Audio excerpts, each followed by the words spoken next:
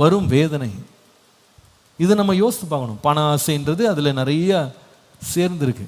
பணத்தின் ஆசை, பொருள் மேல் உள்ள ஆசை, ஆஸ்தியின் மேல் உள்ள ஆசை, உலகத்தின் மேல் உள்ள ஆசை. இந்த ஆசைகள் ஒரு மனிதனை கவர்ச்சியால் இழுக்கும். ஆனால் வேதம் சொல்லுது, இந்த ஆசை எல்லா தீமைக்கும் வேறா இருந்து சிலர் அதை இச்சிக்கிற அளவுக்கு அவங்களை கொண்டு போய் விசுவாசத்தை விட்டு வழி விலகி அநேக வேதனைகளால் தங்களை உருவ குத்தி கொள்ளும் நிலைமைக்கு அவங்களை கொண்டு போயிடும்.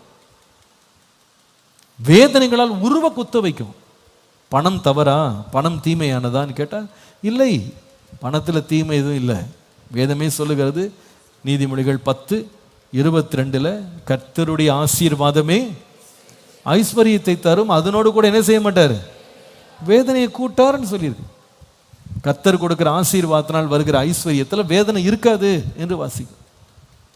ஆனால் கர்த்தர் கொடுக்காம ஒரு மனுஷன் அதே ஆசையாக பற்றி செல்லும் பொழுது அவனுக்கு என்ன கொண்டு வந்துடும், அது வேதனை கொண்டு வரும், வேதனையை கொண்டு வரும். என் வேதனைக்கு காரணம் என்ன?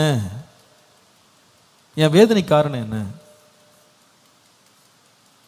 நம்ம தேவ சமூகத்தில் போய் நம்மை தாழ்த்தி அர்ப்பணித்து, ஆண்டவரே நீங்கள் எனக்கு கொஞ்சம் டெஸ்ட் பண்ணுங்க ஆண்டவரே, என்னை ஆராய்ந்து என்னை அறிந்தருளும், என்னை சோதித்து அறிந்தருளும்னு கேட்டால் இந்த மாதிரி டெஸ்ட்லாம் ஆண்டவர் கொண்டு வருவார்.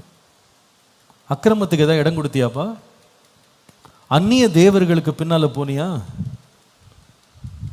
பணத்தின் மேல் உன் ஆசையை வைத்தாயா?